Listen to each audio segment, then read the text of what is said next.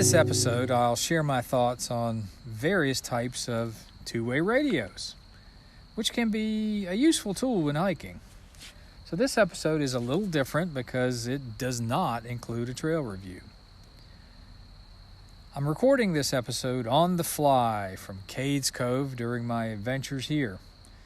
So, pardon me if the editing isn't the greatest. My first memories of two-way radios go a long way back. As a small child, I was fascinated by my grandfather talking to people with strange names on his Citizens Band base station. It was explained to me that you had to have a handle if you're going to talk on the CB radio. This was sort of like a nickname. If you think about it, it's the same concept as a trail name. Interestingly enough, my grandfather's CB handle was very similar to my trail name. As a child, I also remember playing with friends on kids' walkie-talkies. We usually pretended to be spies who were monitoring the activities of an arch villain. Later in life, I purchased a pair of two-way radios that were used for family beach vacations to communicate from the beach or the pool to family members who were sunburned and hanging out in the hotel room. Fast forward to today, and you'll find that I own several different types of two-way radios that I use for various purposes. I'd like to go on the record stating that I'm not an expert on this topic, but I do consider myself to be something more than a novice. There are many different types of two-way radios used in the U.S., but I really don't know much about options in other countries, and it's my understanding that there are differences in radios, rules, and available frequencies around the world. When hiking, two-way radios can be helpful. Here are a few possible uses. Communicating with other hikers in your group if you're going to be spread out geographically. Communicating with other hikers in your group who remained at base camp. Using radios for emergency communication to the outside world if you or a fellow hiker are hurt or distressed and need help when cell service is not available. Being able to listen to updated weather forecasts for your area via the weather radio features that are built into some two-way radios. There are a couple of things to consider when relying on a two-way radio when hiking. The advertised range of consumer-grade two-way radios sold at most sporting goods stores and department stores are rarely accurate. This is because two-way radios are line-of-sight communication devices. This means that if there's a mountain, hill, or any other obstruction between your radio and the other person that you're communicating with, your range will be drastically shorter than is advertised. To obtain that advertised range, you must either be communicating from mountaintop to mountaintop, over a large body of water, or flat, unobstructed land. The range of your radio is also dependent on the wattage output of your device. Generally speaking, the higher the output, the farther the reach. However, there are FCC regulatory restrictions on the output of various types of two-way radios. Please also be aware that there are companies offering nationwide push-to-talk walkie-talkie services. Sounds pretty appealing until you realize that these devices are actually special-purpose cell phones that operate using LTE cell phone towers. So they should work fine as long as you have cell service, but when you're hiking in remote areas, cell service will likely not be available during significant portions of your hike. My conversation today is limited to handheld two-way radios, as they're the only viable radio option when hiking. Here in the U.S., there are 7 commonly used types of two-way radios. Citizens Band, known as CB, Family Radio Service, known as FRS, General Mobile Radio Services, also known as GMRS, ham radio, which is also known as amateur radio, MURS, business radio, and marine band radio.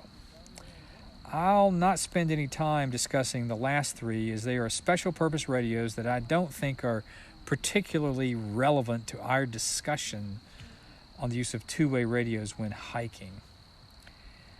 CB and FRS do not require any licenses, so we'll start with them.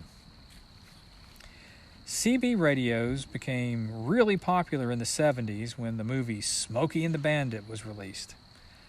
I've had CB radios for quite some time and currently have a handheld CB radio that I can use either as a handheld when hiking or in the Goosemobile by adding a magnetic mount antenna.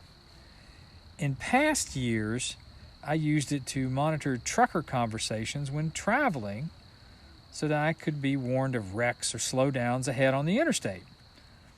But when I use it for that purpose now, mostly for nostalgia's sake, I hear almost no conversations. I'm not sure why, but I'm guessing that the GPS mobile apps that most of us use on our cell phones provide truckers with all the traffic information that they need. The maximum wattage output for a handheld CB radio is 4 watts. One issue with CBs is that on a couple of the frequencies there are people commonly transmitting illegally at extremely high output levels, which make those channels fairly unusable. FRS radios are readily available at most big box retailers. They tend to be inexpensive, small, and lightweight, which is a big advantage when hiking. They also usually are packaged with more than one radio, which is helpful. Many of these radios are now both FRS and GMRS, providing you with more frequencies. Beware that it can often be difficult to know what the actual wattage output of these radios are, as it's rarely disclosed on the packaging. The maximum output of a handheld FRS GMRS radio is 1/2 watt on the FRS channels and 2 watts on the GMRS channels. So you'll need to understand which channels to use on your specific radio. It's not uncommon for these radios to transmit at levels lower than the regulatory maximum, but this does vary by manufacturer. While GMRS does require a license, it's my understanding that the FCC considers lower wattage radios, which include GMRS channels and don't have removable antennas, to be FRS radios for regulatory purposes. So most of the radios that you purchase at big box retailers that are marketed as FRS and GMRS will likely not require a license. One feature that I really like and is common on many FRS/GMRS radios sold at big box retailers is the inclusion of NOAA weather radio channels, which can be extremely handy when you're out of cell range and can't use your weather app.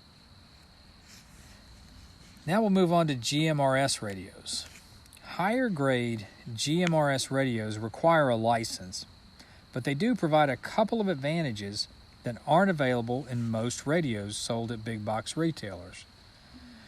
First, their maximum wattage is 5 watts, which really helps to increase the range. The other important feature is their ability to access repeaters. So what's a repeater? A repeater receives your transmission, then broadcasts it back out on a different frequency at a much higher wattage than your handheld can transmit, which increases range drastically. Repeaters are privately owned by individuals, usually radio enthusiasts. They typically require a code to access the repeater. I have a couple of these radios and commonly communicate via repeater with people over 60 miles away, assuming good terrain conditions. Some repeaters, or some repeater owners, publicly provide the access codes on websites such as mygmrs.com. Others will provide you with the access code if you request permission via email. The procedures to request permission to access a repeater can usually be found on that same website, mygmrs.com. If you have a repeater-capable GMRS radio, it's worth researching the available repeaters around the area where you will be hiking, so you can pre-program the codes into your radio prior to your hiking journey. Programming can be done either directly on the radio or via software you will need to download and a connection cable. The programming method varies by the specific model. I've found that the availability of repeaters varies around the country. Here in the East Tennessee mountains, there are many repeaters available. Obtaining a GMRS license is easy. Go to the FCC website and register, pay a small fee, and then the license is good for 10 years. You'll be assigned a call sign, which you will need to use when you're transmitting. Also, your family members can use your call sign at no extra cost. This type of GMRS radio will need to be purchased at a specialty retailer or online. Ham radio is a complex world, and it encompasses much more than the limited scope of our conversation today. But there are handheld radios that can be used for hiking communication.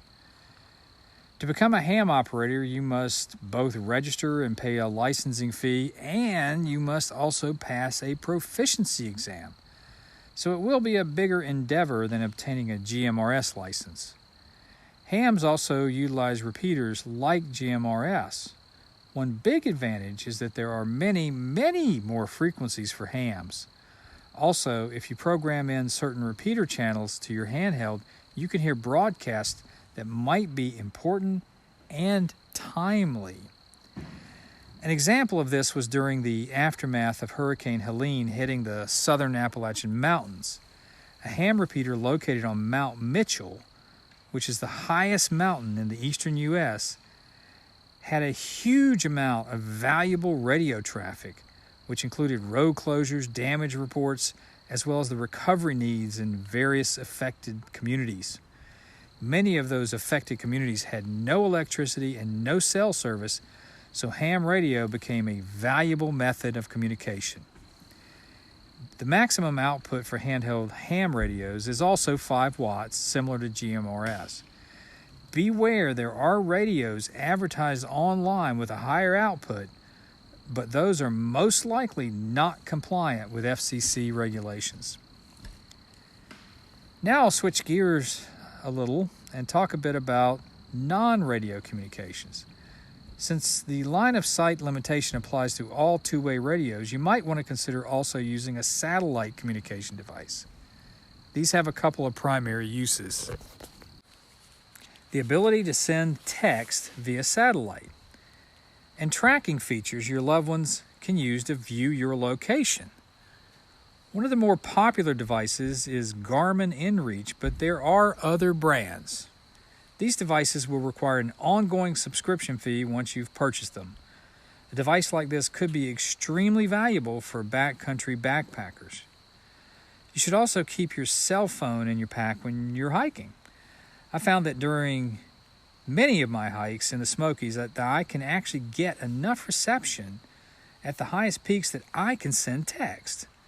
For example, when I was on top of Mount LeConte during my hike on Season 3, Episode 3, I sent and received text.